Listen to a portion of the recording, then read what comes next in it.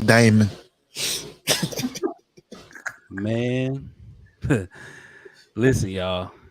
This one, this one was crazy. This one Yeah. was really crazy. Uh, and we about to get into it in just a minute.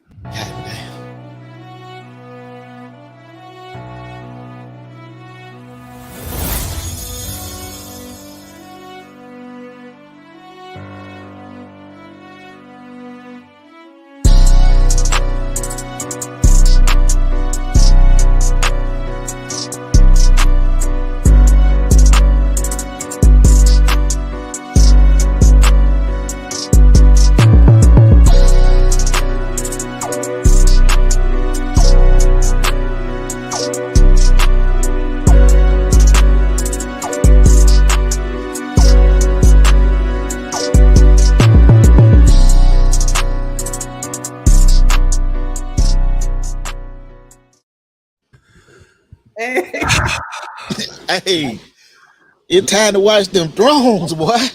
Bruh, listen. Hey, My goodness. Hey, ladies and gentlemen, welcome to episode 3 of Watch Them Goddamn Thrones. Bruh. throne. Hey, Woo. that was wild, man. Well, I can't wait to get into this, man. Woo. Yeah, man. So we back for another week. It's your boy TK along with my co-host, the Sea Smoke CJ Lawrence, as well as writer extraordinaire Miss Celestial of House Badaria. What's up, y'all? What's happening? Oh my God, bro. So listen, man. What episode is this? This Only 3. Nigga. Episode God three. damn. Okay. All right. So look, we got a lot to get into, but just like last week, before we get into watching them thrones, I want to see how well y'all know them thrones. Oh shit. So God damn. like it was crazy, man. It was so much that happened tonight, man. Golly. But yeah, so look, we gonna get into it, but yeah, I want to see how well y'all know them thrones. So just answer out loud, CJ, Celestial, Okay. and let's see what it do. Here we go.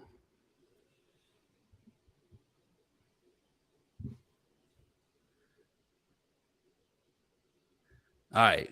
Which dragon did the stolen egg belong to? Syrax, Melees, or Dreamfire? Dreamfire. Ooh, I was gonna say Maylees. Okay. Question 2. What kind of figurine did Alicent give the king? A ship, B, a dragon, C, a castle. A dragon. That's right. Okay.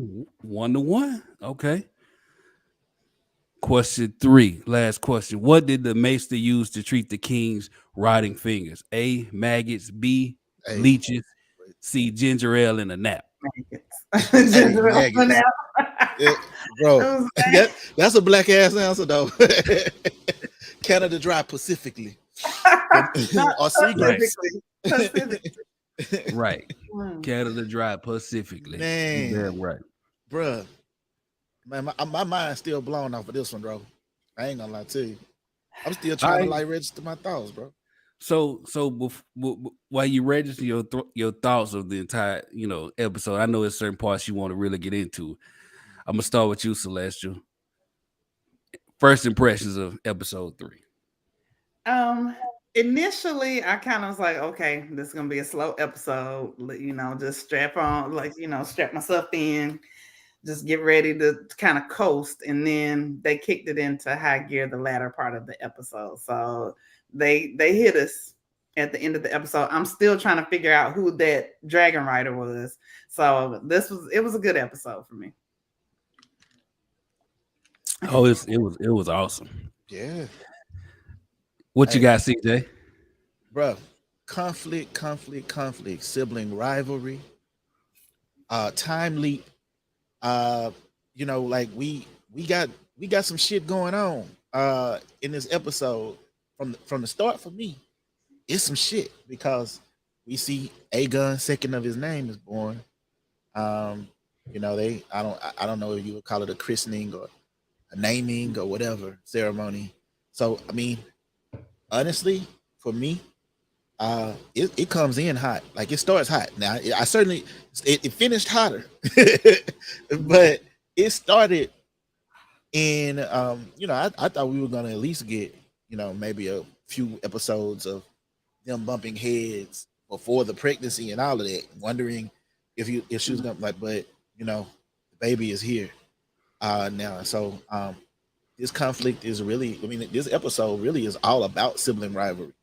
Corlys and his brother bumping heads, Viserys and his brother bumping heads. Yep. Rhaenyra and her little brother bumping heads. And so that's the theme that I see throughout this episode. No doubt. We got Jason in the comments said Carlton said last week it was about to pick up fast. Yeah. And he ain't lying, man. Because look, I didn't come in to like 801, 802. And when I saw it, I can't remember the name of the movie with Cat Williams, but I was like, who little white baby is this? I forgot the name of that. movie. You know what I'm talking about. When that baby is from the mountains of Caucasus. Yeah. Not my child. For me, I finally got to see what I've been asking for since the beginning, which was them dragons, man. So, I was ready to go then. Soon as I saw that shit. Right. So, but yeah, man, like to touch on what you said, it was all about sibling rivalries and I'll talk about Damon later on with his rivalry, but she was crazy, man. So let's get into it, man. So the episode start off, it's a 3-year jump. That baby had a big ass head. And I can say it because I got one too. So before anybody say something, I'm speaking from experience. But it's 3 years later, and you got the what was it, Aegon the Second name day, right, coming up with this big hunt. And let me just start off by saying I can't stand Hightower brother. Otto's brother, he trash too, dog. I mean, usually that's the one thing about the Game of Thrones. Usually, trash people gonna come from a trash family, bro. Like the family is trash usually. Like the Lannisters were consistently trash, and some of them had some redeemable qualities at some point in Game of Thrones, but for the most part, they were pretty much trash across the board. So I would imagine that it's like that with a lot of the families like that you have. I agree. No doubt. So we see everything starting. They talking about the war that Damon and the sea snake has gotten going. And like clockwork, man, you had Otto hating ass. From the jump, he like, man, basically, man, fuck them. They started this shit. Let them deal with it, Now you're gonna look weak. Right. So when you heard him give his spiel, what did you take from that, Celestia? While I do not like him, I cannot stand him.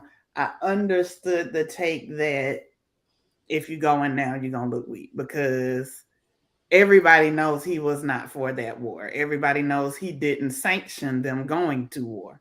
So it's kind of like leave them out there to fend for themselves for a little bit, and see, what's going to come of it. But if they fail, it's not on you. So let them fail. So I got his logic, but that's still his brother. And even if your sibling does something you don't want them to do, you still not gonna let them just all the way fail.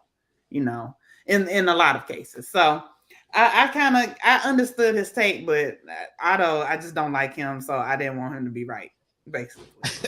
I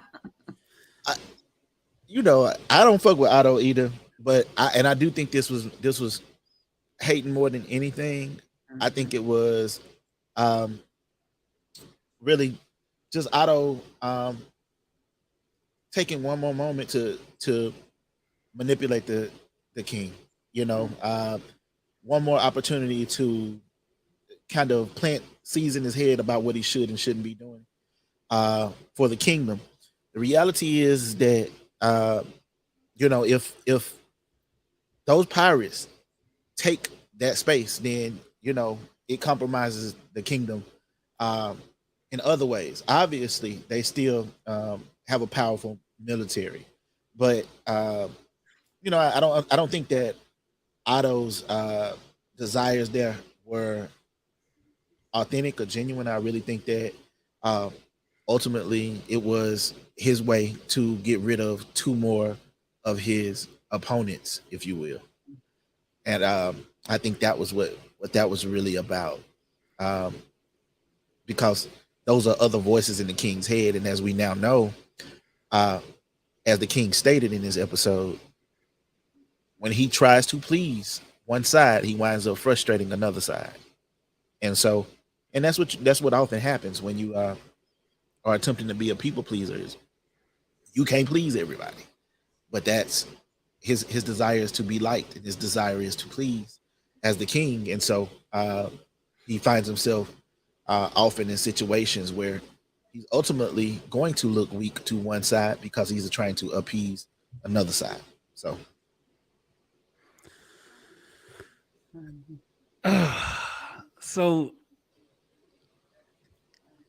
we've already determined that Otto's trash, right? And it is. I'm sorry, I just couldn't agree with him, dog. Like, for me, it's always family over everything, right? And the way Otto basically like, man, fuck your brother, and his homeboy. I can't stand neither one of them niggas anyway. Let them fail. Right. But he's speaking from I think from his personal vendettas and his personal feelings and hatred, because keeping that space is what's best for the realm, best for the kingdom, best keeping that money coming in, right? Mm-hmm. But he only seeing it one way, and that's his way, and he showed that throughout the entire episode. And we he really showed his ass at the party, right. And so I want somebody to go ahead and knock him off, and I know it ain't gonna happen. Who you talking about, Otto? Hell yeah. I mean, bro, I would rather have what's his name, Lionel Strong, the other cat, the master of law. Yeah. Like, he make more sense than all of them, right? He made a lot of sense. He made a lot of sense. We gonna hit him too, but I would rather. I wish Otto just go away, man. So I want to say this about Otto real quick: is Otto's, like, at the time he's advising the king, he's also skeptical about Viserys' decision to whether or not he's going to actually name Aegon as his heir, or whether he's going to keep his word to Rhaenyra. So in the midst of him, advising Viserys on what to do, what not to do in this instance, we have to keep in mind that he's advising with the belief that, he's trying to get rid of he's trying to cut all of the loose strings. You know what I mean? Right. There's the potential for a husband out there in that fight. There's a potential for Damon coming back and being a potential threat to the throne. And of course, there's the potential of Corlys coming back and making another bargain. So in that regard, the other thing about Otto dying, the thing about the Game of Thrones that we know is the most conniving they may not make it the farthest, but they make it pretty far. It's the trusting in the Game of Thrones that usually die the quickest, or in the most brutal manner. It's the ones who believe that other people are virtuous, and so I think because of that, and because this is kind of setting the table for what we know about the Game of Thrones further down the road, it's probably true that in this case, Otto's gonna be alive and kicking for a while. Yeah, I know. We had a lot of Otto comments popping up. India Rubin said Otto is a master manipulator without a doubt. I don't think he's really good at it though, India. Like he trying. I just think the people around him are just stupid. And we had Alexandra Baker. She said Otto is very much giving Littlefinger vibes. Oh yeah, he's great value Littlefinger, without a doubt. Like Littlefinger is Dr. Pepper, he Dr. Thunder. He that cheap ass drink at the barbecue that you call the man Chick Soda? Yeah, don't nobody really fuck with, but that's all we got, so we gonna deal with it. Facts.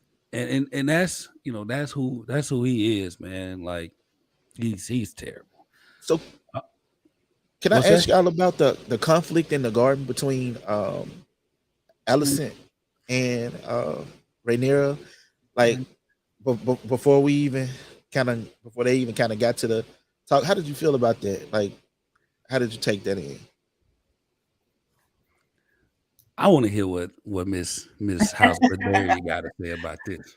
I mean, I thought it was what we expected would happen. We said that this was going to happen, and for Alicent to try to pull rank, I thought was a move. It was foul, but we knew again that this was coming when he made the decision to marry her, and so I think Alicent is torn because I think she genuinely had a love for Rhaenyra, but she's also now the queen. And she doesn't want to be disrespected, and she doesn't want to be treated as if she is not the queen. So there's a bit of a power struggle going, and I think we will only see that continue to increase. I think she's reluctant to try to push her son as the heir to the throne because she still has love for her friend. But ultimately, she was selfish enough to go after her friend's father. So I think she's going to be selfish enough to try to see her son on the throne. So to touch on what you just said, Celeste Williams said Alicent is doing queen things. I did pick up on that from her too, Celeste. But when they were, having they back and forth, man, I was laughing at the shit because first of all, old boy just standing there with the guitar, like, man, first of all, I'm tired of playing the same goddamn song.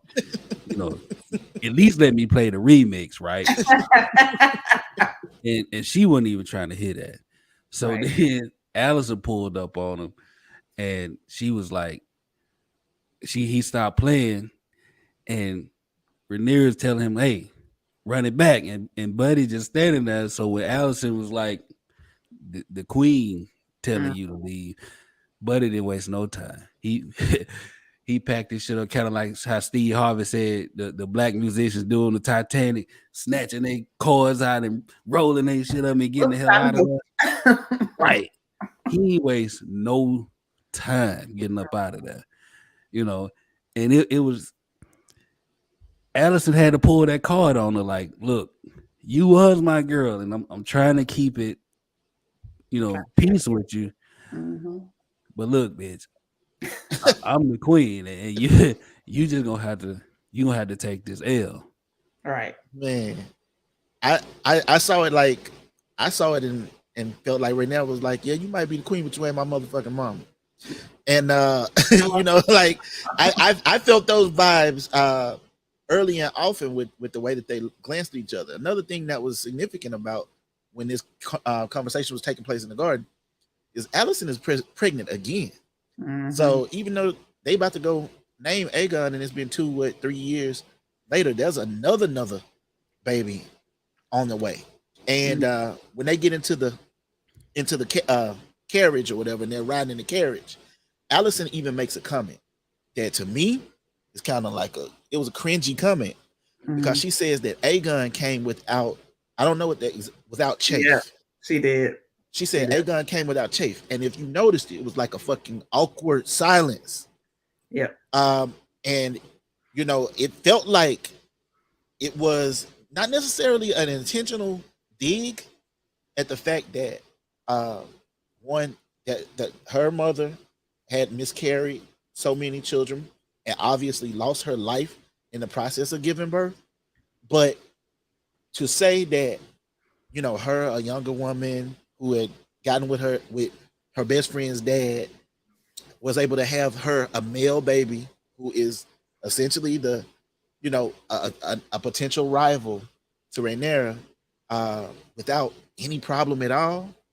It felt like a slap in the face, whether it was intended to be or not. Even I felt like even Viserys kind of was like, "Fuck," you know, like, please don't say that shit in front of, you know. And he probably reflected on his role in that too. So, yeah. So we got a few comments. Let me hit these comments. These comments first. We got Benita. We got Benita Rao. She said it was absolutely a dig at Emma, at the mama. And I think so too. Let's see.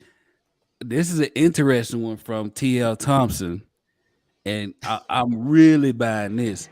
But TL Thompson said, I feel like there's more to Alicent and Rhae Rhae's story. I think they were more than friends, at least crush level relationship. I want y'all to talk about that real quick. Celeste, I'm gonna go with you because you look like you I agree because I picked up on that in the first episode, and I kept kind of going, okay, are they giving me the vibe? I think they're giving me. I peeped it when they were talking about they were in the garden and Alicent was trying to get her to read, and she basically said, I don't want to read, I want to ride the dragon, I want to chill with you, and I want to eat cake.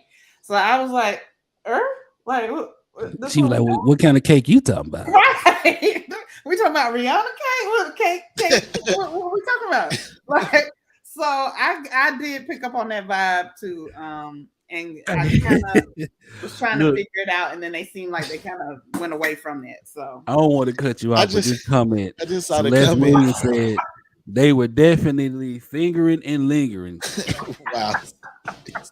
Y'all wild in the night. Where are we? Watch them Thrones after dark. They called to jump in on this one, man. So look, we about to bring in the man himself, fresh off the plane. What's happening? See, what's up, bro? Listen, I had first of all, my apologies, y'all, for being airlines be fucking up. I wish I had to fly on because this shit, I'm still up here waiting on bags, man. But anyway, I did catch the episode on the flight. I had to be a part of this recap.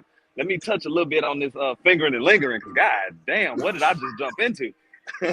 So I can see that being a definite possible theory for the show. I will say this, I don't like to reference the book too much because I don't want to like give spoilers or anything, but I can say this because it won't be a spoiler. In the book, them bitches ain't never like each other. And there was an age gap in the book that they decided to go away from, which I guess for dramatic purposes to make them be friends. So I can honestly say, I don't know where the fuck they going with this friendship. Well, I know where they going with it, but I don't know like the basis of the background here in the show for like relationship, friendship, whatever. My personal opinion, I just think it was a friendship torn apart because Viserys did that shit shakily. he had an old side ass conversation with Rhaenyra, you know, about taking a wife, and didn't mention nothing about taking Alicent. So that's just what I think. That's what I believe. But you know, I can definitely see some fingering and lingering because we talking about these thrones. Y'all wild, man. They wild tonight, y'all. So yeah, that phrase would definitely be added to the Oh yeah, Washington that's sticking around. Mexican That is sticking Hall of around. Fame. That shit, wow, fingering and lingering. So we they in the carriage, you know, they riding, and when she said what she said, did y'all see how the handmaids or whatever looked at each other like, girl, did you just say what that baby? They're going back talking about that afterwards. Like that's that shit. Like that was that shit, bro. Like it was definitely it was a lot of fuckery taking place in there, and then it became clear that Viserys was, you know, of the mind that it's time for Rhaenyra to take a husband or to be, you know, be betrothed in some type of way. So. Hey, hold up, CJ. Before we go on, listen, the comments still rolling about this fingering and lingering. So let's sit here for a second. So we had Joan Winningham. I hope I pronounced that correctly. She said Alicent cheated on Rhaenyra with her daddy. Of course, she's salty. Okay. Then you had oh man, I can't. Let me see if I can find the other comment. One person commented that, TL Thompson, she came back and commented when Rhae Rhae said, "I quite like this position" while laying in her lap. Oh, okay. Illusions. I was not. I was not. Look, I must have like a little innocent mind because I was not thinking like that. You got a what? Hold on. I must have a little innocent mind, man, because I was not thinking like that at any of those points. Right. I definitely thought she was. I mean, I don't think. I'm not saying it ain't possible. Because it definitely is. Now that y'all are pointing those things out, I'm thinking like I missed that shit. But I definitely think she has a, you know, attraction to Christian Cole. She kind of reminds me of Arya. In some way, like I get Arya vibes from like she wants the adventure. Like she's down for the sword play. And so in that regard, like I think that's where her passion and her heart is. And so I also think that this whole episode, I think that this whole episode too, Carlton, she's smitten with Kristen Cole. Like you can see it on her face. Okay. Like with how quickly, even with how quickly she chose him, you know, for the King's Guard, and like he ended up even being beyond the King's Guard, like her personal guard. Like you see how quick he went and got on that goddamn horse after she took out. he definitely got on that damn horse for, and like that's what I think that's like where her like, you know, kind of passion is, though, man. You know. So we got Celeste said Arya and Gendry equals Rhae Rhae and Kristen. Hey, see that? See, but I mean, I definitely think, you know, she could definitely. So what like a lot of things. Rhae Cole. Right. Y'all come up with a name. Rhae Cole. So you know they in the buggy. You know what I'm saying, they doing their thing. And I believe, you know, the king is trying to tell her about, you know, having a baby and all of this and that. And, you know, when she said nobody's here for me, or nobody's coming here for me or come to see me or whatever. But I swear to God, all I could hear was Leon saying, "Ain't nobody coming to see you, Otis." That's all I heard in my head, dog. But like you can tell the strain on their relationship, man. Like he's sick of her shit, she's sick of his shit, and at the same time, it seemed like they ain't talk to each other at all. For years, you know, like the whole 2 years, like 2 years that went by, and they been on. She just been like, "Man, fuck you, daddy." Yeah, and you can tell because she was like, "That's Alicent's son, not my brother." Man. You know, she makes a point to go out of her way to say that shit too. Like you can see it's clear. Right. It's a lot of this thing there, but you can also, like, from what she's saying, you can tell like she already feel like she replaced She went through this whole spell. We saw in episode 1 with him wanting the son so bad that it took her mother out. I'm sure there's still some disdain there from that. You know, she lost her mother behind his desire for him to want a son. What was it, CJ? To 5 pregnancies in 10 years lost. Yeah, You know, in 10 years. Yeah. you know, trying to have an heir. So there's some obvious disdain behind that. You lose your mother behind that, and then finally he gets what he wants. Right, he gets this son, and it's from your best friend or your finger and lingering buddy, whatever we want to call it. You know, so it's it's visible. You can feel it. Like you can cut that fucking tension with a sword. Like you have to take Damon's sword to cut that shit, but you can cut it. But it's wild to kind of see it all take place and how they portraying it. Because I'm gonna tell y'all, man, Rhaenyra acting her ass off. Millie Alcott, she playing a fuck. Yes, I agree with you, Carlton. Like Rhaenyra she got clapbacks. She got presence. Like she's my favorite character on the show, and it's unfortunate because we know that it's about to be a different version of Rhaenyra, and I'm sure I'll be fond of that character too. But yeah, the young Rhaenyra is a motherfucker, and I think that Rhaenys's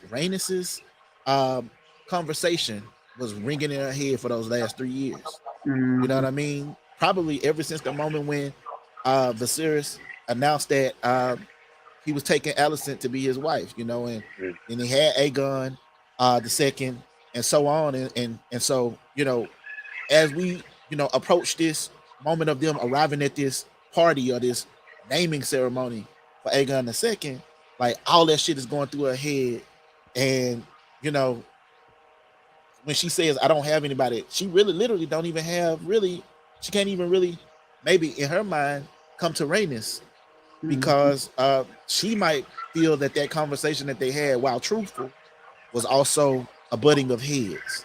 You know. So hop in the comments real quick. India Rubin made a good point. You know, when you was talking about clapbacks, when she said that he didn't do it because it was the best advantageous marriage, because if that were so, you would have went with Corlys's daughter. You know, so like she like, you trying to push this shit on me, but you went this way. So how you gonna tell me I need to go, you know, like this? I love how she be calling him on his shit though. Like I love how she calls Viserys on his shit like nobody else calls him on his shit. Right. Barbara Plantain said she team Rhaenyra because she isn't with the shits. She's not. I mean, she calls everybody on their stuff, because she called the Lannister woman when the Lannister Lady woman Red Wine crap in the court, and she said, "So what have you done to serve the kingdom besides eating cake?" Sis? What, like, man? When I wrote that shit down, I said, "God damn." Okay, so look, said, woo. Hey, that was one of them. That was one of them. So let's Rhaenyra don't need the dragon for the Dracarys. Right. She spit hot fire. Like Dylan. Like she spit hot fire, bro. Dylan. I'm serious, bro. She plays no game, bro. She's a fucking battle rapper. Like for real. Like she does not play. Let's hop into that, man. Let's hop out the buggy and go to the party, man. You know. So everybody's sitting there, they chopping it up, you know, all the ladies and the dude with the bad foot. I felt bad for Polar Tink Tink. Let me just throw that out. That's old Larry. Oh my God. Clubfoot. That's old Larry's Clubfoot. Is that what they call him? Is that what they call him? Larry's Clubfoot. Is what they call him. They like us, man. You know, like that's like calling somebody Big Head Keisha. Man, you know, Big Head Keisha. Motherfucking Clubfoot. When I seen him on the screen with the stick, I said, "Boy, look at Larry's Clubfoot clubbing it out." Listen, bro, I felt so bad for him because he was like, you know, y'all know I'm fucked up, right? And I can't hang with the fellas. So y'all mind if I sit here with you? And they was like, "Girl, sit down." I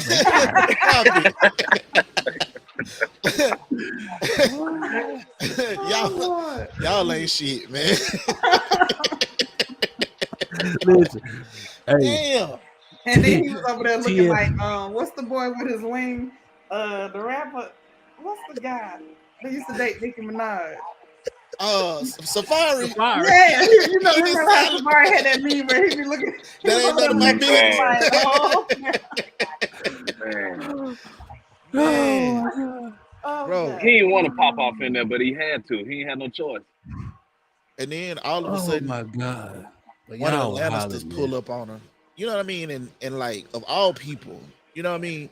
Like, and I guess it's kind of unfair because we got an opinion. I have an opinion of the Lannister. If I hear the fucking name Lannister, you ain't shit to me. You know what I'm saying? As soon as I hear it, Off the I don't give a ripper, fuck off the if you rip. preceded.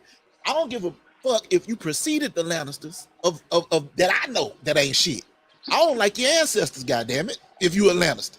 And so in that regard, to think that of all of the people that he could have potentially connected her with, he puts on a Lannister, and you know he started popping his shit, you know, and it was shown Just as immediately arrogant as ever. that motherfucker Just can't as handle a arrogant Rhaenyra. as fucking ever. He can't Hey. handle a Rhaenyra, you know. Hey, he proved that the ain't shitness in the Lannisters has always been Goes there. way back. He 'cause, couldn't like- handle Rhaenyra. I didn't like that niggas from soon as he was like the entitled mediocre white dude who got a trust fund. Literally, Oh, that's what it Like, is.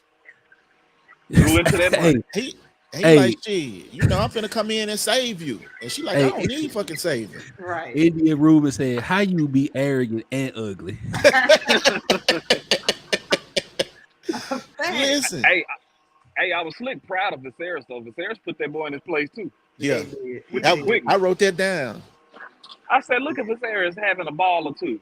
You know what it is though, Carlton? When that drink get in him, when Viserys get that little drink in him, though, Oh man.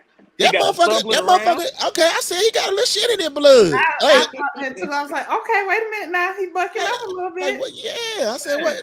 He like, what make you think? Just cause, you know what I'm saying? What make you think I'm gonna change my mind and let every motherfucker know I ain't changing my mind? No, when he Like- said Hey, and then, that, and then hit him with strengthen that. the Y'all, throne. so y'all been We got talking dragons. shit. We don't need y'all. Like, Right. what's a going to a gangster? That's a Facts. Like he really, yeah, he popped his shit for a second. I was happy to see that was in him. But Kendra Brown said he had that liquid courage. yeah, Big time. T.L. Thompson said Viserys turned into Robert Baratheon real quick. he did. He was popping his shit for a second. That, as they say, he was in his cups. Yeah, yeah. Hey, dude, hey, he was drinking the whole episode, man. Yeah, All his decisions and the pressure of being the king is really weighing down on him. Yeah, Yeah. that motherfucker. Like- It's been 2 years. That motherfucker looked like he aged 15 years since the last episode. Damn. I You mean, can see it in his CJ, movement. That, that age period, dog. Yeah, but man, I mean, whoa, shit. but I'm like, saying though, like, dog, he don't want to do shit, dog. He just got to get a check, bro. You know, like everybody trying to talk to him. He ain't trying to hear that shit. You know, he don't want to talk about politics because he specifically made that remark like, "Hey, bro, I'm here to eat this chicken, drink this wine. I ain't trying to talk about no fucking politics." Yeah, he You had know. said it a few times. But like you see all the shit weighing down on him. You see the regret weighing down on him, the remorse. Like Buddy got buyer's remorse for killing his wife. Yeah, man, definitely know, do. hey, that's a we demon. gotta- That's a deep demon, though, boy. He spoke on that shit too. Though I was Right. impressed with him speaking on that shit to even say like, man, I drove my wife to death behind this fucking on the air type shit. Like he spoke on that shit. I was like, okay, Viserys, you kind of know what you did, but you still fucking up out here in these streets, Viserys. Yeah. Yeah, I mean that was the love of his life, and you could tell, like he loved her, and Yeah.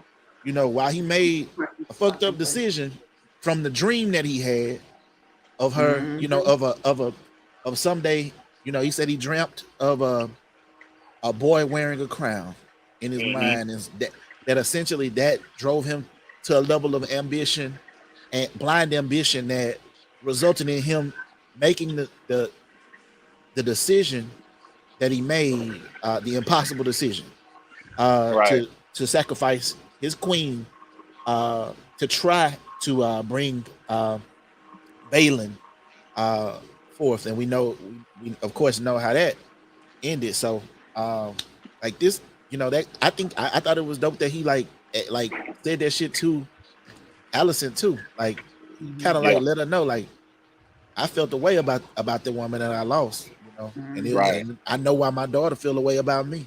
Right. Mhm. So staying with him real quick, we got a good question in the comments. I want to see what y'all think about this. So Barbara Plantain said, after tonight's episode, besides Rhaenyra as the queen, do you think Damon would be a better one to take over at this point because Viserys is weak? I'm gonna let y'all go first. I know I've been talking a lot. I say no. The reason I say no, even though Damon can be calculated, I feel like he is a bit of a loose cannon.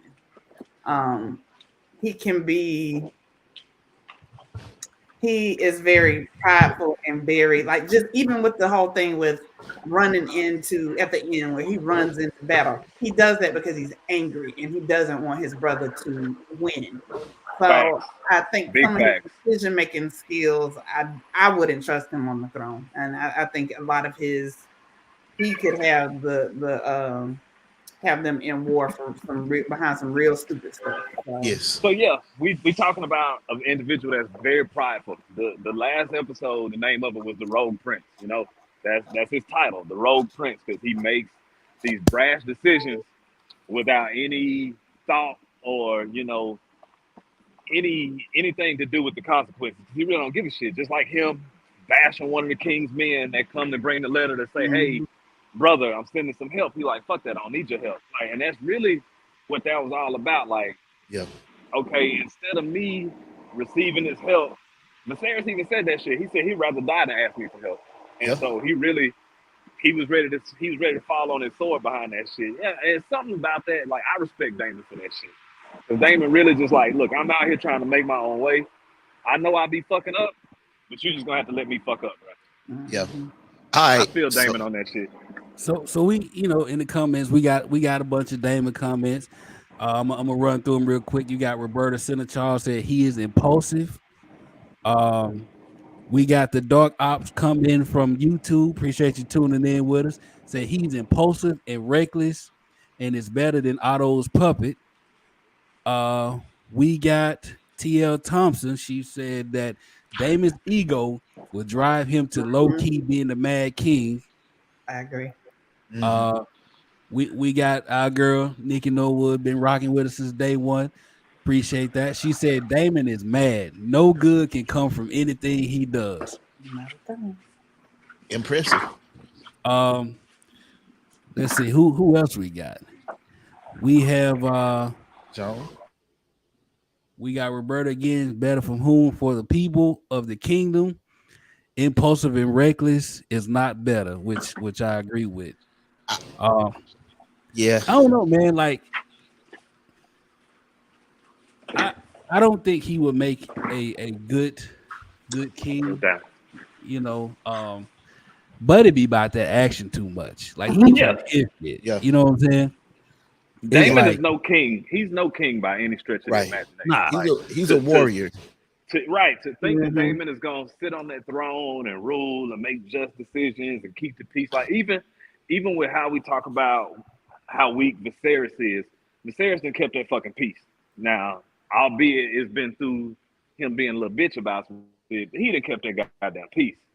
So, and that's I hear our reference. He was talking to Alicent. He said, well, even if Rhaenyra was the second coming of Jaehaerys, they referenced Jaehaerys because Jaehaerys, for the most part, had 50-something odd years of peace. His wars were short-lived. He had a war that lasted like 2 days, and it was over with because Jaehaerys was about that bullshit. You know what I'm saying? So Damon is the complete total opposite. Like complete total opposite. He about that action, boss. Yeah. We got somebody that says Soft Kings is much more worse. Go ahead, CJ. I was just gonna say that what I would say is we personally know what it's like for a clown to have the lunch codes. And in that regard, if you think about Damon being king of all the Western, you know what I mean? Like literally of the Seven Kingdoms, then we know how terrifying that would be. The motherfucker already has a dragon. Right. Like, so a dragon and free, like the free will to call any shot. Like, I think that Damon showed what he is. And I also don't want Rhaenyra to get lost in this conversation because it was asked whether or not Damon would be better suited for the throne than Rhaenyra. I think that Rhaenyra's acting out is from her being a child or a young person, and not from her being egotistical or reckless. And even while she takes risks, her risks are calculated, and she also appears to be thoughtful and strategic in how she desires to lead. And so, at this point in time, I haven't seen anybody more worthy of the throne, man or woman, than her. Now, I can't speak on Rhaenys that much because we only seen so much of her. But as far as who I feel like the throne would be safe with, I feel like she'd be a just queen, and she also has the ability to exhibit power and has exhibited a willingness to do that, which we see in this episode too. She really like the best of both worlds, CJ. Really like the best of both worlds as far as like going out and being that warrior, but then making the just decisions, like you said. Like it's like she got the best of Viserys and Damon. Yeah. Well, Viserys soft as hell, man. Like, at one point, he said something tonight though, and I was like, "Oh, that nigga got that dog in him. At least a puppy worth a dog in him." When he was talking to, God, I can't remember if it was Otto or if he was talking to the Lionel Strong when he said, "I did not name Rhaenyra my heir on a whim." On a whim, yeah. And all it the might have lords been of when the he was kingdom, still talking to the Lannister, huh? Yeah, it was Lannister. That's right, because he pulled this card, and he was like, all the lords of the kingdom would do well to remember that. Yeah, and he was basically, I got out of that like, bruh, I said what the fuck I said, and you better run tell all them niggas you was gossiping with that they fuck up, and I got something for them. But then you need to squash it because we're not having it.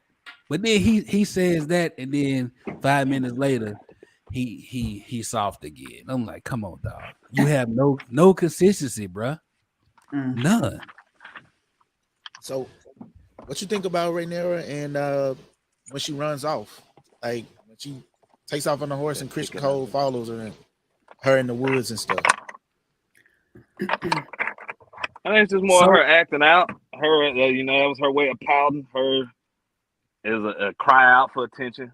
Like we had already said on the show, what she saying in the card, nobody's here for me.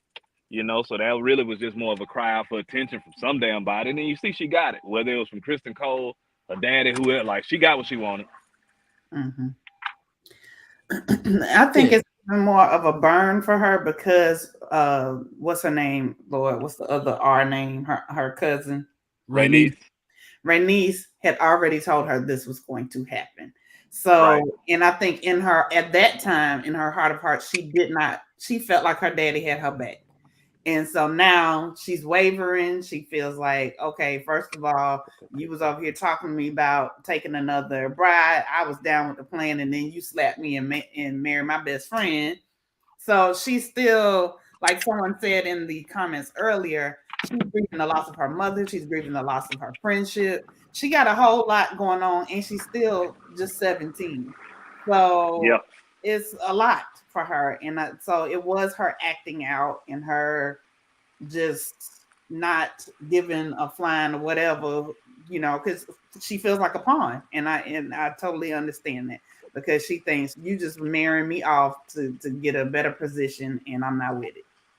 Right. Right. And the nigga he chose, like, come on, Jason Lannister.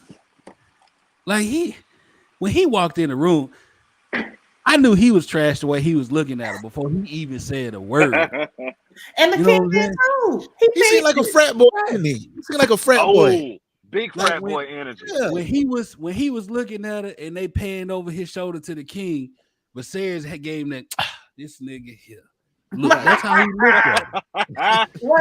Wait, how Bruh. about when he rolled up on her and was like, you can, stand on my bridge and look over the water, and I got a space big enough for a dragon. She like, well, why would you need that? What you Like- need Right, that like for? she like you. Do you have dragons? Like, You got like some dragons? like, do you have dragons? 'Cause No, I got a it's your motherfucking dragon. He's like, oh hell no.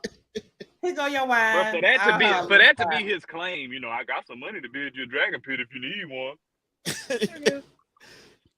Man. He approached her all wrong, man. Like, Bruh, this woman is a princess who was named heir to the throne, who has dragons and an army at her beck and call, and all this nigga got to offer her views. yeah, and some wine. You know what I'm saying? He poured, and look, honey wine. even when he poured that shit out after she left, I wasn't feeling that shit neither. I'm like, you trying to get her drunk, Right. motherfucker? Man, He really gave me. He gave me frat boy vibe, frat row vibes. Bro, like man, she big time. could legit go take his shit. Mhm. She could mount up on Syrax and go take his shit. I like that about the Targaryens, though. Like, you know what I'm saying? Like, when you kind of like act like you doing them a favor or some shit, they kind of remind your ass real quick. Like, wait a minute now. Right. It ain't really a lot Understand of who shit you you can talking do to. for me. Yeah, like, Understand who you know, you're talking to. I burn all this shit to the ground. You know what I'm saying? Like, real quick. So crush your ass. Go sit down somewhere.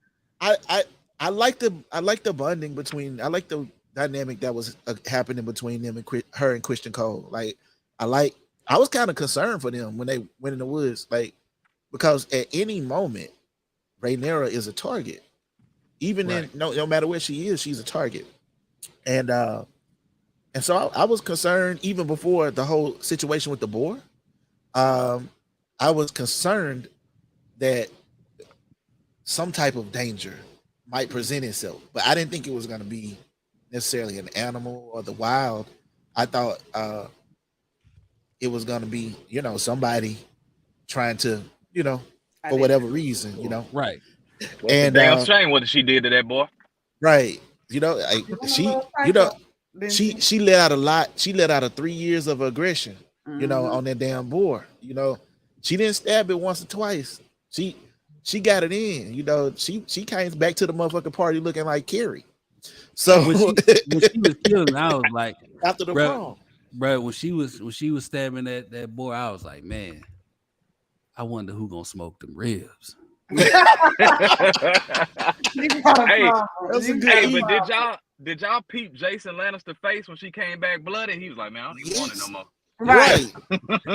Yeah. But it was another dude in camp. I don't know who that was that kind of gave it a nod. Like, I see you, sis. Yeah. Okay. Right. I'm gonna tell you why that was interesting. When the hunt is them, by the way, like the hunt is them fucking holding a stag on all four sides. Right. So the king can walk up and stab the motherfucker. Yeah. He ain't do no work. Like he ain't had to do nothing. But even though he didn't have to do shit, he had to stab that stag twice. You had one job. You had one job. Since he couldn't stab it, I think that was again a sign of his his physical weakness, as well as a symbol of his weakness in the sense that we've been using it, or that has been used in the series, inability to use force to finish the job. So not to mention it wasn't even the right goddamn stag. Right, they just stabbed the damn stag. It wasn't like you said. It wasn't. So what, Carter? Can you kind of break down what the purpose of the white stag was? Because I don't know. From what Otto was saying, it was just a symbol of the people that ruled before the Targaryens basically came and conquered. So this is a sign. This is a symbol. It's on Aegon the Second's name day, his birthday. That's what the fuck they call birthdays for whatever reason. So it's like, oh, this is a sign from the gods that you know he's chosen to rule. Whole time, y'all got the wrong fucking stag, and the real stag done went up and had a long gaze with Rhaenyra, and Rhaenyra like, nah, let him make it. So who really got chosen? There you go. That's exactly that's that what I read that as, like the stag So was. Who really got chosen? You know what I'm saying? So that's Right. that's what I took from that. So that's what you. Well, let me tell you what I took from that real Go quick. Go ahead, Tyrus. It was like, we gonna kill the white stag. We can't find him. Fuck it, just grab a brown one. Man, facts. But hey, the brown one will do. Yep. But I also took it as a sign that she is the chosen one, that, you know, her line is going to be the one to continue. But I also remember in the original Game of Thrones, didn't we have a similar moment with Arya and one of the wolves? So I kind of, they felt like a parallel there of some sort. I speak on that. I'm sorry to cut you. I speak on that because they spent a lot of money on that scene with them goddamn wolves, and it turned out not to mean shit. Yeah. Lazy ass D&D. Them niggas was lazy. I'm sorry, Celestial, but goddamn, that was like a $2 million episode, and they wasted the shit out of that. Yeah, Man. So I don't know. I'm with y'all on the white stag. I do know, like, I mean, I remember the stag being the banner for Baratheons. I have no idea if that will serve any purpose at any point during the show. So that's not a spoiler because I haven't read forward. I'm literally watching as y'all are watching. But you know, the animals mean something in the show, and so I thought about that too. But don't know. So we got a comment from Joan Whittahan staying with this, and then we got to move on to the fighting shit because Damon was a wild boy. But she said that the throne took a second finger from Viserys, and Rhaenyra got the stag and the boar. She's superior. That's right. That's what's the point. Somebody speaking that knowledge. That's what I was talking about, John. Rhaenyra brought a boar.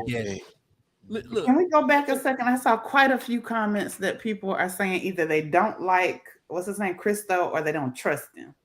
Kristen Cole. I'm not feeling that vibe. I like him for her, and I think he's got good intentions toward her. So one thing he said that stuck out to me, you know, when she was asking him if he had been betrothed to anybody, and basically he was like, "Man, we ain't worth the fuck. we don't do that where I'm from." But towards the end of that conversation, he said that all that I have is I owe it to you. You know, and part of me felt like, okay, he said that, you know, he got some higher station in his life. He gonna be real supportive of her and really have her back. But a part of me, like, I don't trust this nigga either.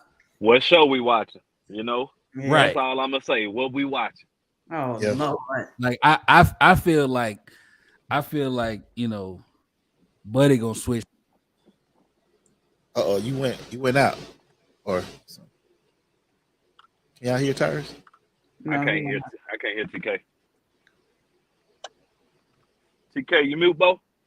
Anyway, I pick up on what TK was saying. Like I feel that exactly. Like when statements like that are made in this realm, it's usually some foreshadowing behind that.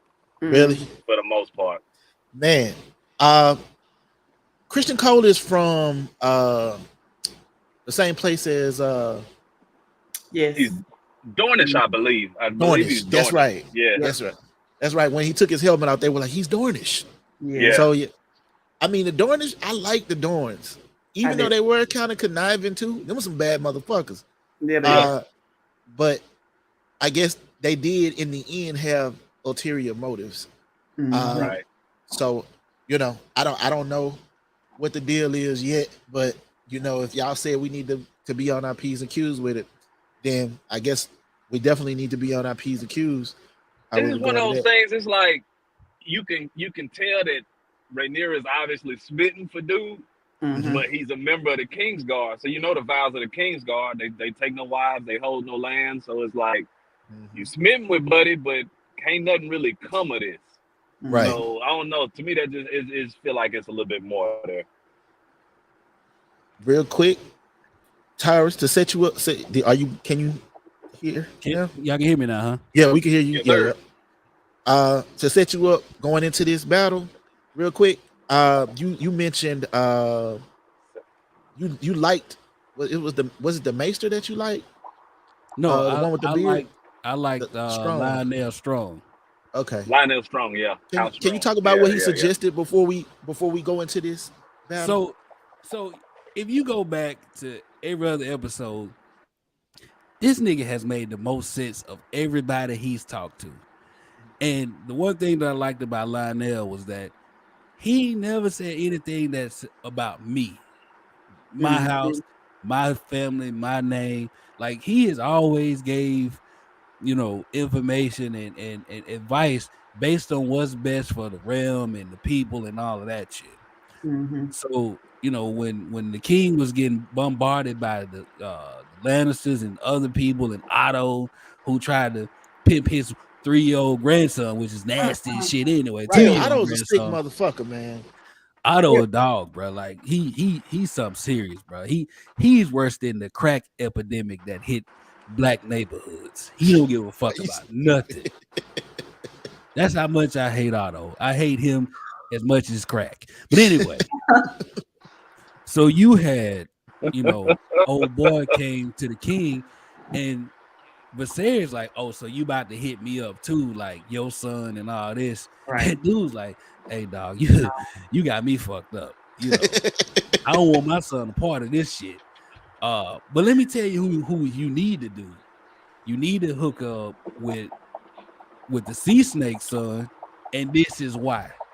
And it made all the sense in the world. Like, but it's like, nigga, I told you to marry the 12-year-old, and that's fucked up just saying that. So I apologize. But I told you the sister, and you didn't listen. So now that's you got to go with the brother. Right. You feel me? And you'll fix shit up. You'll sweep shit up with Corlys that way. You know what I mean? You will sword up. You strengthening your house. You strengthening your wallet.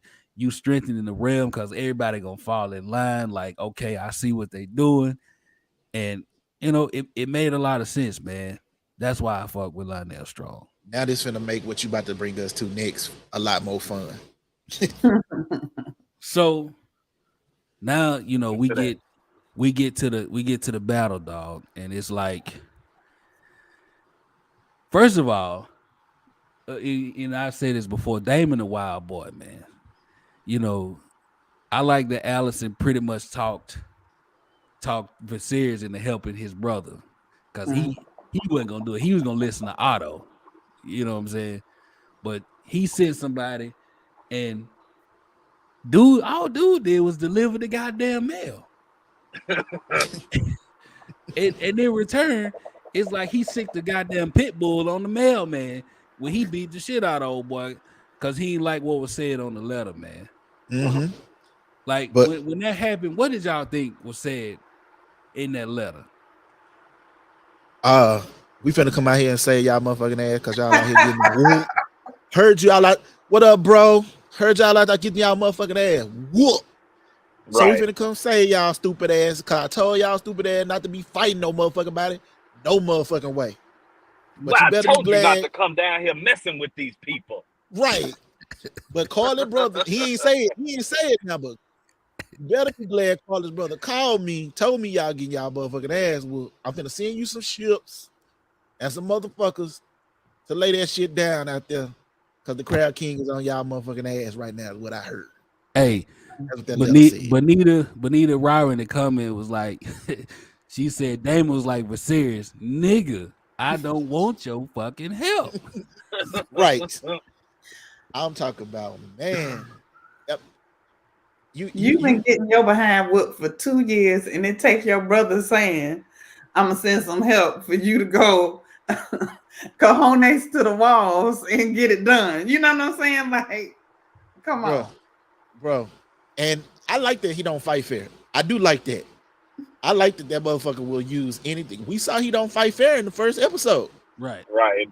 Like, when it came to the joust, that nigga said, okay, I take your motherfucking horse out. You know, but to take you out. So when he started his process, I was like, this doesn't seem Damonish. You know what I mean? Like a waving of the white flag. But it was in line. That strategy was sound. That shit was sound. It's like you even hear Laenor was sitting there laying it all out. You know, when Buddy walked up with the mail that got his ass whooped, Laenor was laying that shit out. Like the plan was already laid out. Listen, we can't get these motherfuckers to come out these caves. That's why the dragons ain't working. Every time we pull out the dragons, these motherfuckers haul ass back into these motherfucking caves. So this is what we gonna do. We gonna send Damon out there. They want to kill Damon because Damon is that's you know, when you got high blood, when you got royalty, that's the motherfucker you want to murk. So it's like, okay, we gonna send Damon. Damon badass gonna go out there and draw these motherfuckers out. Then y'all gonna take y'all black asses out there and y'all gonna start fighting them niggas. They ain't gonna be looking at the sky when y'all start fighting them niggas. And I'm gonna come through and just fuck shit up. That's what I took from all that shit. Hey, real quick. Nicky Norwood said Corlys' son Laenor Velaryon aged visually more than Rhaenyra. He looked all of 12 years old in the first episode and looked around 22 in this episode. I get the time jump, but damn, Rhaenyra didn't age one bit. And to that, I say, Nikki, just take into account who his mom is. So that's it. That side of his family coming out. Motherfucker's petty. So, like, the petty goat. For the record though, Laenor is, I think, supposedly a couple of years older than Rhaenyra, if that makes any sense. So, that's puberty a motherfucker. But he, you know, and he was letting his father and his uncle know, like, yo, this is how we gonna do this shit. So he's a strategist, like you said, Carlton. Like, it's not like he's just there. You know what I mean? Like he's actually going to play a major role in his victory. But first and foremost, Damon, I don't even know if he like conferred with the guys that he's gonna go be the bait. Like he just decided. Yeah, he just said, "Fuck it, I'm finna go." Like this. When I started seeing him rowing that motherfucking boat to the row the boat ashore, I started saying, "This motherfucker really is crazy." Like you knew what was coming. Hey, you knew what was coming. Hey, he was rolling that bitch like he had a motor underneath it, boy. Like he was ready to get there. I said, look at this fool. He about to go over here and set it off. So take me through what y'all was thinking when he got ashore, though. Like when he actually stepped on when he started on the shore. Come on, Celestial, let us hear. When I saw the white flag, I knew it was a setup because that just is not Damon. So I was like, okay, here we go. But he went over there by himself. And to me, I agree with CJ. I felt like they did not confer and this was an agreement and he knew backup was coming. It felt to me like he just went in renegade style and said, I'm going to just take as many of them out as I can. I'm going to try to get the leader, but if I don't, I'm going down swinging. So that was kind of and I just was like, okay, this is a kamikaze mission. Like, what is happening here? And I totally didn't expect for it to go the way that it did. So. Well, all I'm gonna say is that motherfucker came in that bitch like John Wick with a fucking sword. My boy aired that bitch out. You hear me? Yeah, he did. Yeah, he did. He cleared a few arrows and everything. And he did it without spinning the block on this dragon too. That was I kept on waiting for that motherfucking dragon to come, bro. I kept on waiting to see Correxus. Listen, see, that's why I said I believe that was the plan. You know, they expecting. Okay, you see Damon, and you see the crab feeder. He keep looking his ugly ass up in the sky with that tick in his neck, and he looking at the tick in his neck. And he give him a tick in the neck, like, okay, y'all go fuck him up. Ain't no dragon. And then you get all of them come out the cave. They firing arrows. They loosen arrows at Damon. And then, you know, like I said, here come Corlys and them. So it's like all attention is drawn to the ground. And yeah, I completely agree with Celestial. Like, I think Damon and Laenor had kind of somewhat at least discussed it, especially with Laenor laying out the plan. But at the same motherfucking time, we talking about the Rogue Prince. So Damon went up in that bitch like, listen, I'm going over there to fuck niggas up. Y'all can come, or y'all ain't gonna come, but I'm going. Right. And so I think it ended up working out as it was supposed to, just off the muscle. But they was expecting Caraxes because you see Damon. And if Caraxes come through, he coming through with the loud noises and shit. Sea Smoke seemed to come through with a little bit more quiet energy. Like he came through just with the fire. He came through with the fire. With that fire. First of all, that motherfucking name is so cold to me, nigga. Motherfucking Sea Smoke, bruh. Oh, it suddenly that was when the moment fucking clicked to me. Oh shit, Rhaenys is his fucking mama. That boy, he is Targaryen. That boy Targaryen. Fuck the last name. When I saw, I was so motherfucking hyped when I saw a black boy on the dragon, dog. I ain't gonna lie to you. That shit got me hyped, dog. I was hyped last week to see Rhaenyra pull up on the set. I was hyped this week again to see. I was thinking it was gonna be his mama on the dragon, cause I know she Targaryen, but when he pulled up on the dragon, I kept saying, "Is that like that sounds like his voice?" And when I realized it actually was him, like I felt something again. Like I mean, it was another moment for me. Like him, you know, and for his dragon to be named Sea Smoke, that's a cold ass name, man. And it's perfect name, match color and everything, and match his heritage. Like he has his house, all of that. Right, exactly. Hey man, you know when niggas go out, we show out. Like he could just name his dragon Chris or Ralph or no shit like that. Like he, you know what I'm saying? Like he sat in his house probably 2-3 weeks. Like, man, what is I go? Sea Smoke, nigga. Oh, that's cold. Yeah, that's a cold one, man. You know, talking about the Kragar, Barbara Plantain said Mr. Krabs was a joke. Right. Bro, I honestly thought he was gonna be, you know, a harder kill than what it was. Like, they ain't even bother showing the goddamn fight scene. They ain't even bother showing. But y'all wonder why do motherfuckers be willing to die for motherfuckers like that though? Like, why was they all willing to die for Mr. Krabs? But I think a lot of that shit was the powers behind it. Like a lot of that shit, I think it was either episode 1 or 2.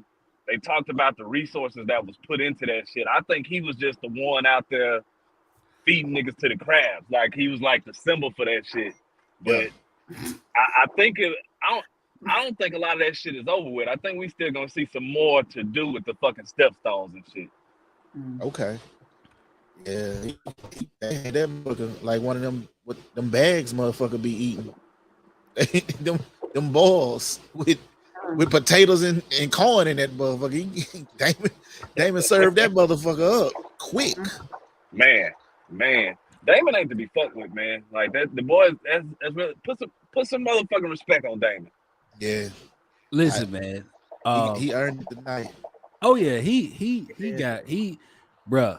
I looked at him in a whole different light after tonight, man. Yeah. You know, the funny thing about the funniest part of this whole episode for me though was the beginning. Like, old boy was getting nailed to the pole and shit, and he talked shit to the end, right? And you know, he saw that dragon come through, and he was like, "Hell yeah!" That motherfucker said, "Save me!" And correction stumped his ass out. Dog, I laughed so hard. Man, I gasped at that part. I was like, "Oh, like, bro, I laughed so fucking hard, man." He gave him a quick death. It was a hell of an episode, man. Like it, you know. Hey, Barbara said Damon bought some Old Bay seasoning for Mr. Krabs. Right. Cook that motherfucker up good. Oh god. Shit.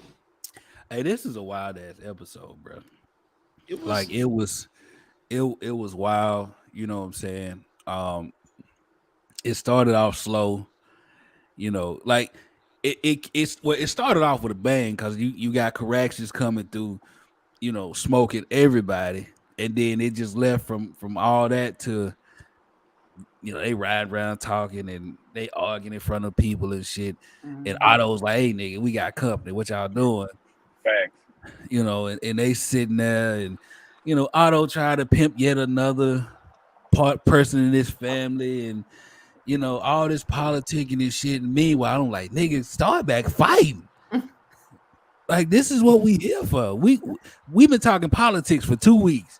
Let's get some action going. You know what I'm saying? So this episode, even though it had a little small lull at the beginning, it really gave us the best of both. You know what I'm saying? You saw the political machinations, going, and you saw Otto doing Otto shit. And we got a third dragon. So 3 down, 14 to go. Goddamn it, I'm ready. Look, I don't know if I missed this before I jumped on, but did anybody speak on the fact that Alicent ass already fucking pregnant again? These niggas ain't wasting no time. Yes. Yeah, we talked a little taste about that. She got a 2-year-old son. Man, she got a 2-year-old son, and the other one finna be here like tomorrow. Like, right. I expect the next one. Right. Yeah. I mean, Viserys might not be able to stab a motherfucking stag, but he's stabbing Alicent. His peeking might not work. Goddamn it! But right. Listen, he can't. A nigga can't give you a high five, but he can damn sure get her 5 minutes. Shit, man. They ain't wasting no time, bro. Yeah, that shit is crazy. Yeah, this episode was phenomenal. Hey, we got Nikki Norwood. She said, "Look, that's what these young white wives do in real life. They pop their babies out quick for their rich husbands." You're not bullshitting. That's a word. That is a word. Don Jesse, glad you joined us. She been here since the jump too. Appreciate you. She said, "Hey, she had to hurry up and give him an heir and a spare." like Kate did for William. I'm telling you. Hey, you know what? Hey, we gotta add that to the lexicon. Heir and a spare. Heir and a spare. Fingering and lingering. Fingering and lingering. Y'all, hey, listen. Y'all been on it tonight, man. Bro, the comments be the best part about this whole. Like, I like talking to y'all niggas, man. But it's the comments for me that just really, like, you know what I'm saying.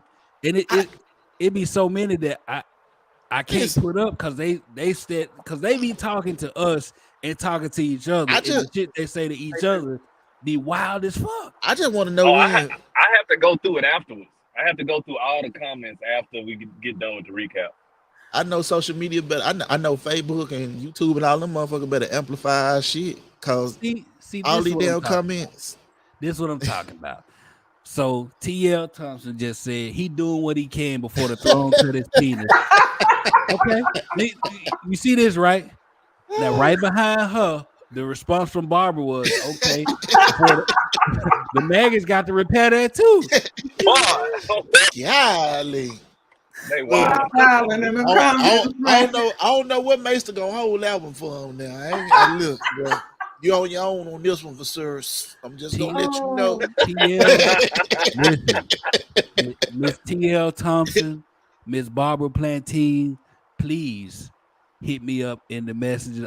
I want y'all to come on with us. Like, y'all gotta pull up to the show. Y'all gotta pull up at least for 5-10 minutes. We gonna do a segment about what the comments think. You know what I'm saying? We gonna bring y'all on to talk to us too, because y'all in the comments wilding. They be wilding. Man, I'm about to start calling. Hey, I'm about to start calling the comments the trenches. Man, listen, they in there with us, man. They down there like Damon. Look at this. Man, Nikki, in the trenches. Nikki said he better use that junk before it becomes junk. Golly, man. They getting them off. They are getting them off. Yeah, they riding out, dog, for real. So we saw all this shit taking place, and you had the shit between Alicent. Like you said, it was a lot of sibling rivalries going on. So I want to get y'all take real quick on where y'all think we going next week. Cause honestly, nigga, I don't know. So I'm gonna start with you, Carter. I think we get another speed bump. I do think we get that second child in this next episode. Yeah, we get the fair. I think we actually see that child. I think we see Damon come back to King's Landing to pay homage to Viserys in some form or fashion. Because I mean, that basically ended this portion of the war with the Stepstones. I don't know if there's some more shit coming to that. I feel like it is because I just really don't feel like dude was the end all be all with that shit. So I feel like it's gonna be a little bit more coming with that. But I feel like Damon is on some. I'm about to go pound my chest now because I did that shit without your help. But I also feel like like I said, it's still that healthy love he got there for his brother. So I feel like he's gonna come to pound his chest, but pay homage at the same time. So I think we're gonna see a little bit of that next episode. What you got, CJ? I think that there's going to be more conflict. One of the last things that they left us with before they went before the war was the conversation between Viserys and Rhaenyra about her feeling like she was trying to replace him, replace her. Excuse me. And he promises to her. He assures her on her mama memory, on your mama, on your mama, you will not be supplanted.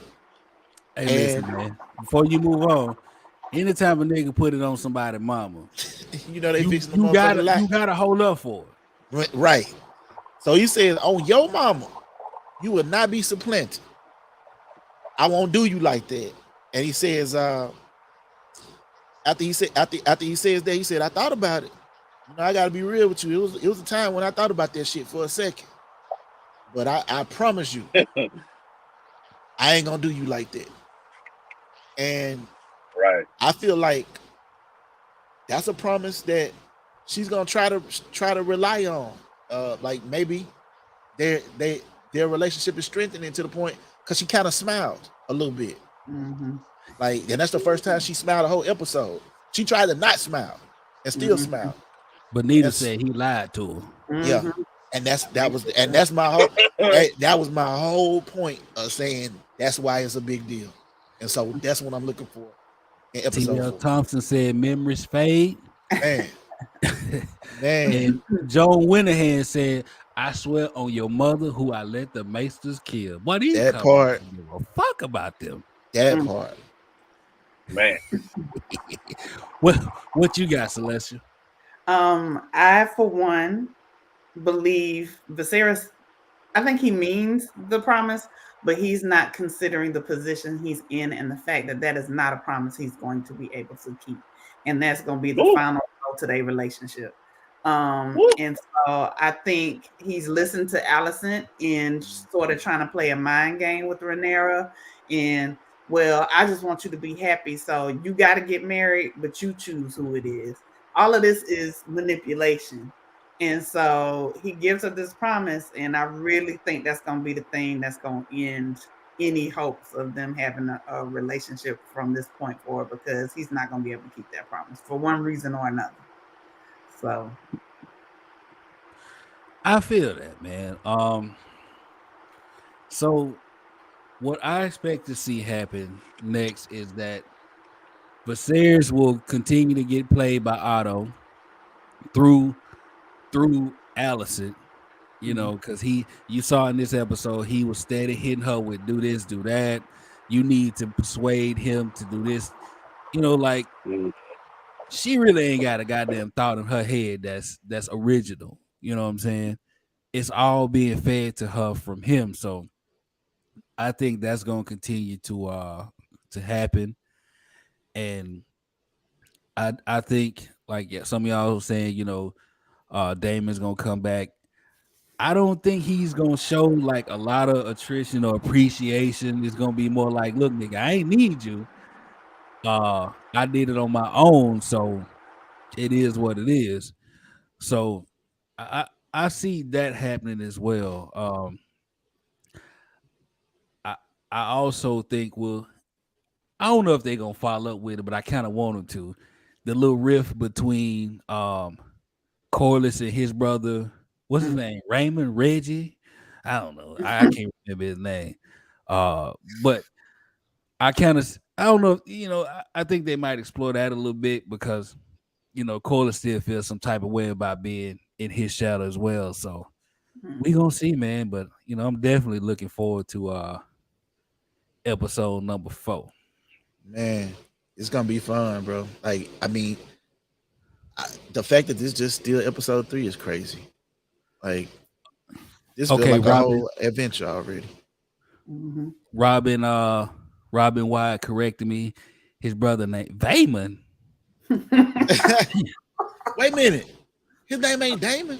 You been saying, but hold on, we talking about. I thought it was who brother Raymond. we talking about? Oh, we talking about. Corlys. We talking about Corlys' brother. Yeah, Damon. I mean, Okay. That sounds like a look. They got some black ass names a little bit. They do, dog. I mean, I know the whole controversy and shit, but Vayman, look, that sound like somebody uncle. Just like Rhaenyra sound like somebody goddamn uncle too. We might spell it a little different. It'll be spelled Ray R-A-Y niece, but like a motherfucker niece, but it give auntie vibes for real when you hear it. So hey, one more comment, man. Since we're talking about it.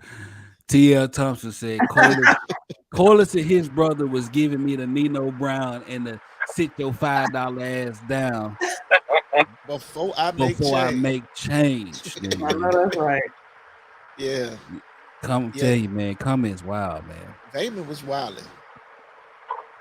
But all in all, man, this is a great episode. And honestly, like every episode has been better than the one before it. You know what I'm saying? So it's got me on 10, nigga. Like I can't wait for Sundays. You know what I'm saying? Yeah. So yeah, man. We gonna see what happened, man. I'm looking forward to it. We got any parting shots y'all want to leave the folks with? Nothing from you, Celestial? No, I'm good. What about you, Carlton? Man, I'm on this motherfucking bridge, man. I'm in and out, but from the bits and pieces I heard, I'm ready for Sundays too. I hate I was late to this, getting off that damn plane. I didn't get to, compile my little notes together like I usually do. But this is almost, I don't know, this is probably more exciting for me than the fucking show itself. I love coming on here and talking about that shit with y'all. And like you said, TK get like I go back after every recap and go through like each and every. The fact, it don't mean as much, but man, them comments. He definitely. They got damn Bridge hating a little bit. That Bridge hating on it, boy. But I feel him though. He must be on that Bridge must be named after Otto because it's goddamn hating on his comments, boy. Man, I'm on this fucking bridge, man, coming across New Orleans. That bitch hating like a motherfucker. I'm going in and out on me. Hell yeah. Listen, what you got, CJ? I done been motherfucking. I remember smoking and then trying to drive on that motherfucking bridge before. I said, hell no, somebody else drive, nigga. It was water every goddamn everywhere I could see. So I feel you, man. Do your thing and be safe. The thing I say, man, is it's a joy to do this show with y'all, man. Like it's, like we managed to take a show, and I think we can do this with any show, to be honest. But this show is one that all of us naturally were drawn towards. This wasn't for content purposes. We all enjoy them thrones individually. Mm-hmm. And so this unique experience that people get every week from us is an authentic one. And it's a unique one because I think there's not a lot of places that you probably can get the perspective the way that we're going to deliver it. But it's so much fun to do it with the community around us. Like I'm looking for y'all's comments each week now. Like that's one of the major things, like even the things that y'all point out that I missed, because I'm taking notes and I'm still missing some of the things that y'all are seeing. And it's so much fun. Because a lot of times when you grow up as maybe a black nerd or a black smart kid or a kid who likes fantasy, who likes dragons and things like that, it might not always be the most popular thing, and so sometimes you can feel alone in that regard. And so to know that it's so many of us out there that truly get a thrill out of what we watch every week, but also the community that we're building around it each week, it's really meaningful to me. And I wouldn't rather do it with any other people than the folks that's here tonight. Shout out to Leslie McLemore as well, who wasn't here with us tonight, but who's always here with us each week and every week doing his damn thing. So, you know what I mean? Like Nikki said, blurs of the world unite. It's a beautiful time to be a blurred. It's a beautiful time to be black with no chaser. So that's all I gotta say, TK. Well, as for me, man, I've been waiting about 20 goddamn minutes to eat these motherfucking wings. So I'm hungry than a motherfucker too, man. I'm hungry. Yeah, damn, I'm hungry. I've been wanting to just hit stop on this motherfucker. Like, look, you should have ate the motherfuckers in front of her, bro. You should have went full Damon on them wings. That shit, it really would have made this shit authentic if you would have ate them wings on the show. Is that lemon pepper? It look like lemon pepper. Yeah, it's lemon pepper. Yeah, I can see lemon pepper from a mile goddamn way. Nigga, he didn't flash that motherfucking wing. Chicken spidey senses. Nigga, I'm 500 miles away. That nigga flashed that motherfucking lemon pepper wing for 2 seconds. There's something wrong with y'all. Nigga, and he got them fried hard. Nigga, I can see it. Oh God. Hey, that's the only goddamn way to eat them, man. Shout out to Benita. That nigga went full Dracarys on them wings. Hey, Benita said, CJ, in the comments, she got choked up a little bit with that speech. I'm glad and it's 100% real, Benita. Like, this is us all the time. Whether we on here or talking shit to each other on the phone or in person, like, that's who we are. Yep. But listen, like you, CJ, man, hey, they should see the text thread, nigga. Right. The text thread. So that's the text shit. thread is wild. That's motherfucker so extra. Like, I really do enjoy this, man. This is like the most fun I have, throughout the week, man.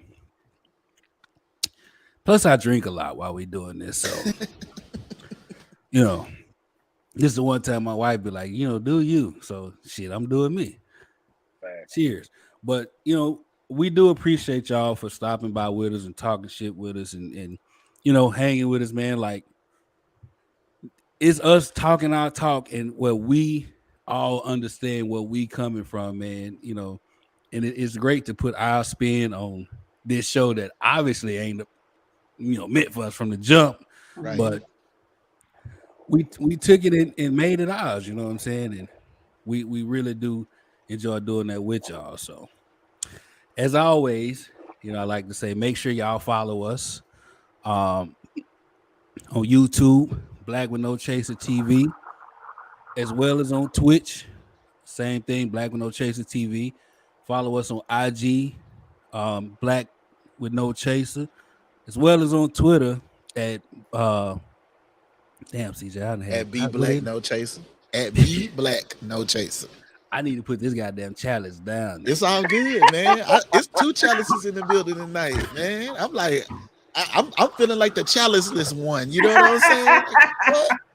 You know what I'm saying? Listen, they should be paying me, but I'm gonna say this: these motherfuckers to get you, dog. Okay, straight up. Crown, holler at us. We doing this shit every week. Yeah. Man, hey, beautiful time, man. See this fucking comments, man. Nikki Noah. So this is the wings and wangs edition. Dragon wings and chicken wings. That is. And brown liquor. That's that ale. What do you yeah. You know what I'm saying? We do enjoy doing this with y'all, man, and we look forward to doing this. And like, we talk about this all week, like amongst ourselves, preparing for this, man, because we want to come right. We don't want to hit y'all no bullshit. So, we really do work at doing this the right way, and we do enjoy y'all thoroughly. So We appreciate y'all for coming with us. We've been on here an hour and a half, man, and y'all stayed with us the whole time. So shout out to y'all, man, for doing that. We do love y'all. So shout out to the YouTube fam too, cause the YouTube showed up tonight. Like that's the most comments I ever seen for us on the YouTube channel. So that was fucking dope. And we glad to have y'all along too. It was a lot of people that started picking up the show from YouTube this past week, and we hope y'all share with more people, cause we trying to grow on that platform too, and we want to bring people from the audience onto the show, like Tyra said. Like it's you see us and hear us every week, but we want to hear from y'all. Like we want to be able to like actually have y'all here with us, talking with us, and right. Get y'all perspective. So look, either email me, that's Tyrus, TYRUS at blackwindowchaser.com, or go to Black Window Chaser page, subscribe. You gotta be a goddamn subscriber. Subscribe to the page on Facebook, or subscribe to us on Twitter, YouTube, and hit me up on in our messenger. I'm checking that every day. And hey, we want to bring y'all on too, whether it be 5 minutes, 10 minutes of the whole show. It is what it is. But hit us up, man, because we here. We love y'all. We appreciate y'all. Thanks. So, with all that being said, and I got like 8 more wings I need to get to. On behalf of our special guest, who's like family, she's becoming one of us anyways, Miss Celestia Holmes. Y'all go check out Dope Writer. Her of House of Bloodarian. The genius himself, Mr. Carlton White. The head Negro in charge, Mr. CJ Lawrence, C Smoke. That's right. And myself, TK of House Brolarian. We thank y'all for coming with us. We thank y'all for stopping by. We thank y'all for continuing to support us. And we look forward to doing this with y'all every single week.